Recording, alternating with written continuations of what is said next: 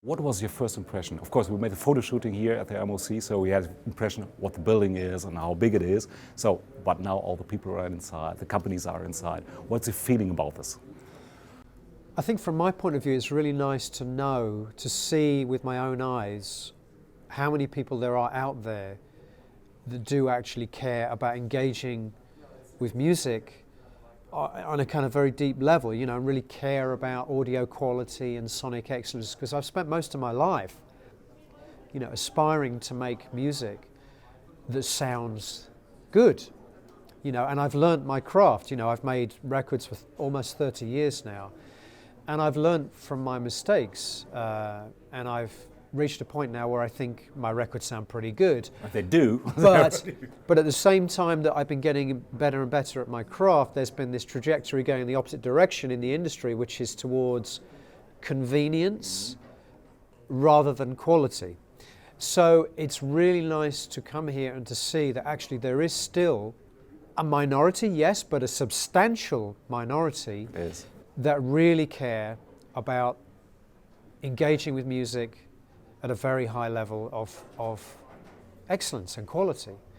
And obviously I've only been here on the trade day. I know tomorrow there's going to be even more people here. So it's wonderful in a way to be confronted with the reality of that. Because I don't, I meet people like this occasionally, but to have them all here in one place at one time, it's very gratifying to see that.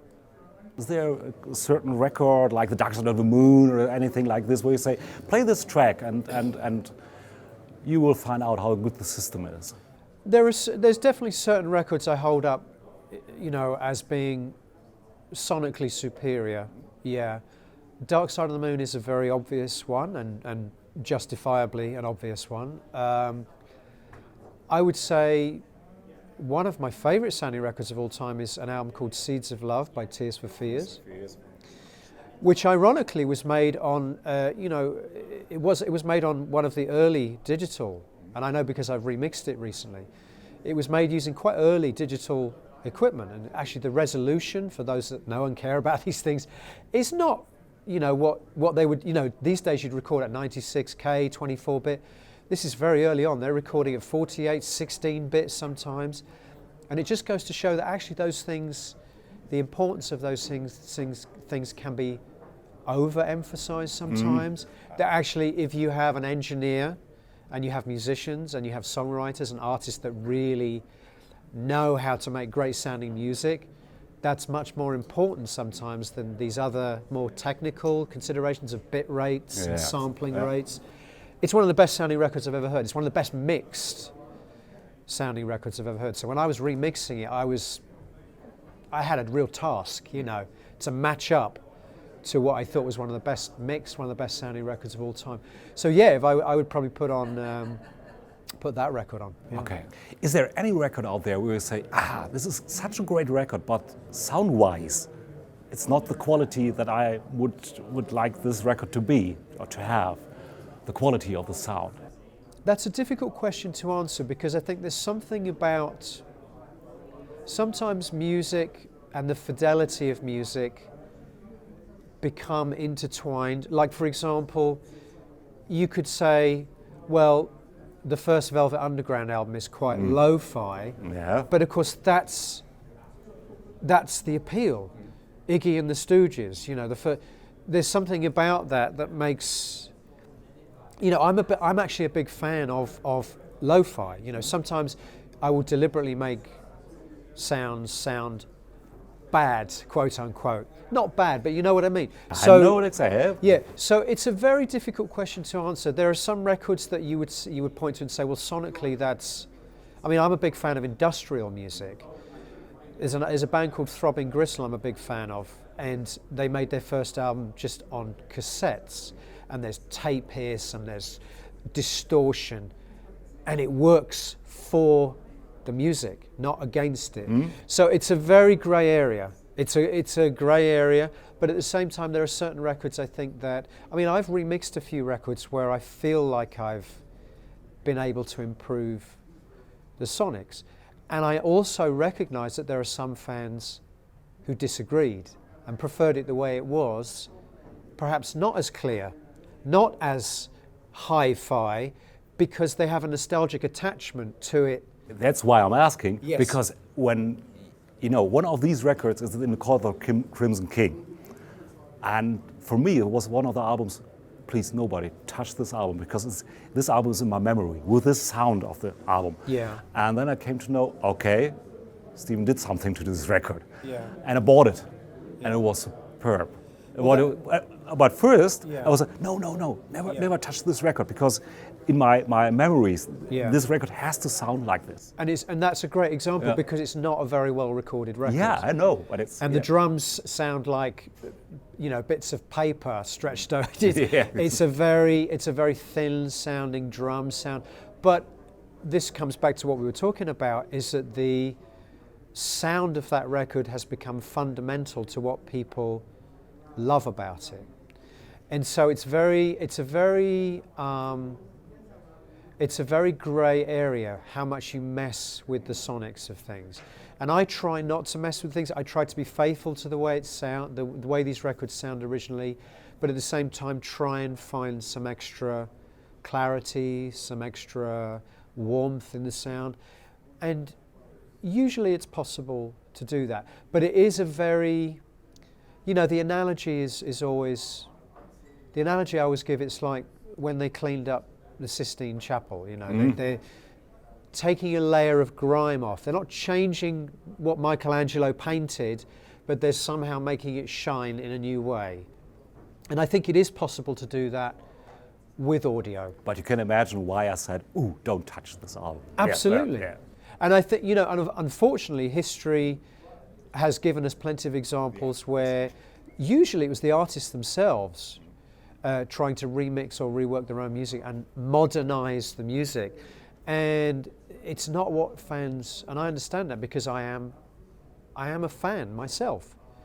If you're a fan of a particular album, you don't want the album to suddenly sound different. Mm-hmm.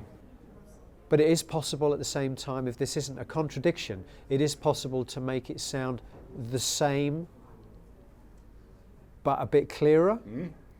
And I don't know how that works, and I don't know myself where that line is, and some fans definitely would probably think I've crossed that line, and others will maybe agree that I've gone just about as far as I should, and I come up against both reactions. Mm.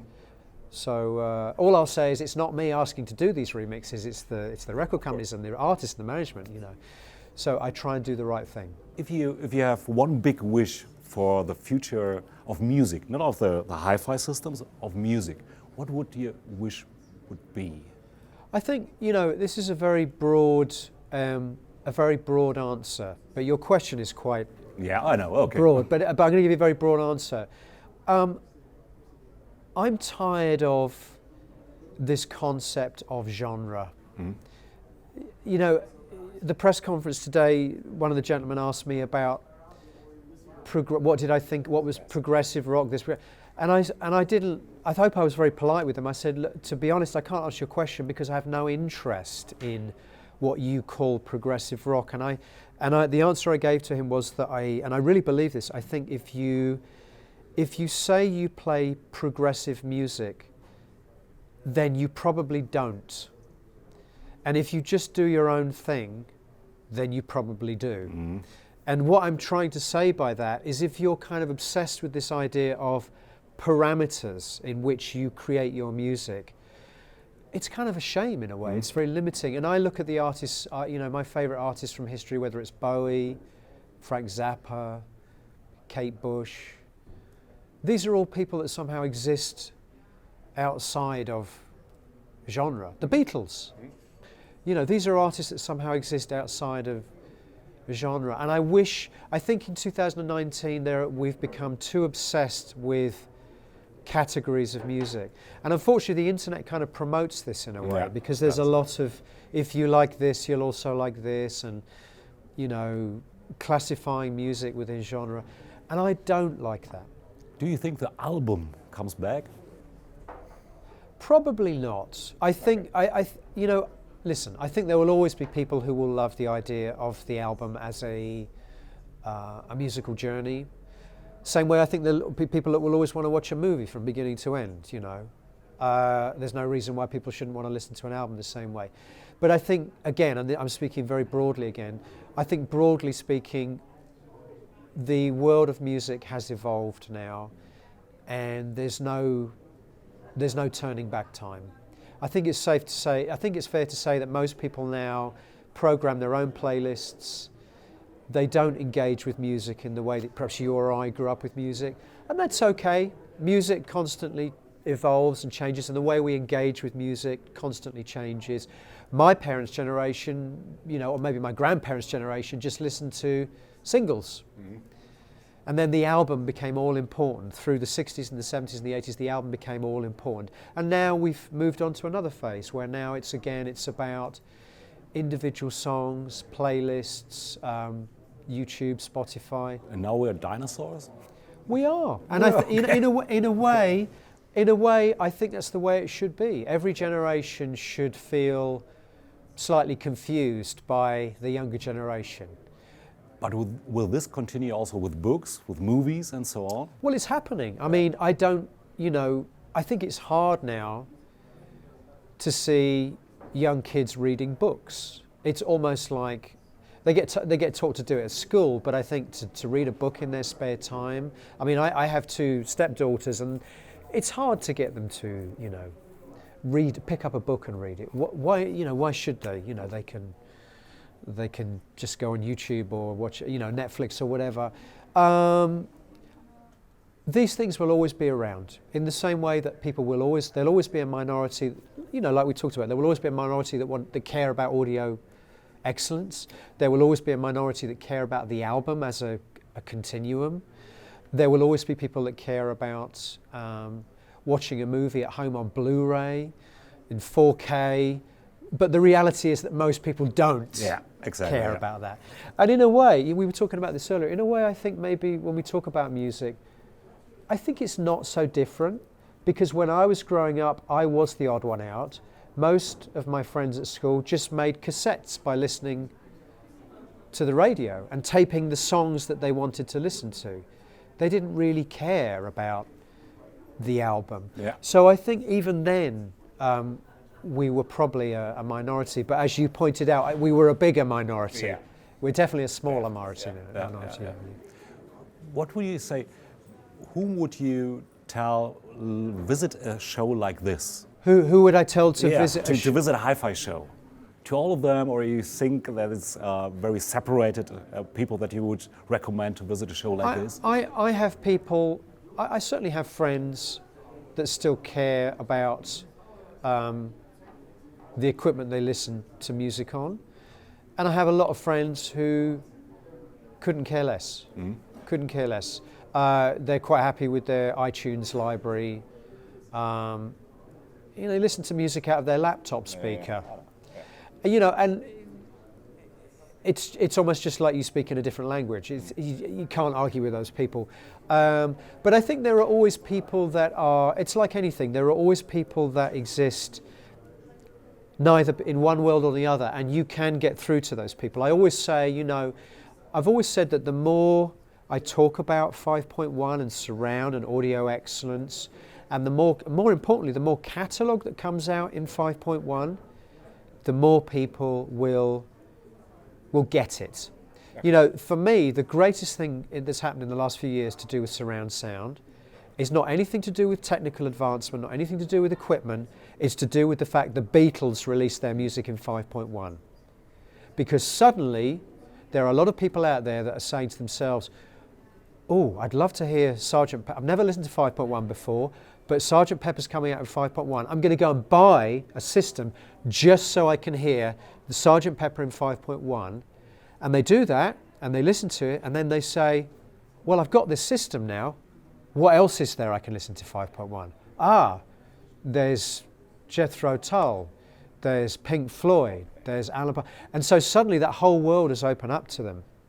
And I think that's what it's all about. It's the more catalogue is available, the more people discover that world. Stephen, last question. Beginning of the year, Kari Bremnes made an interview with you.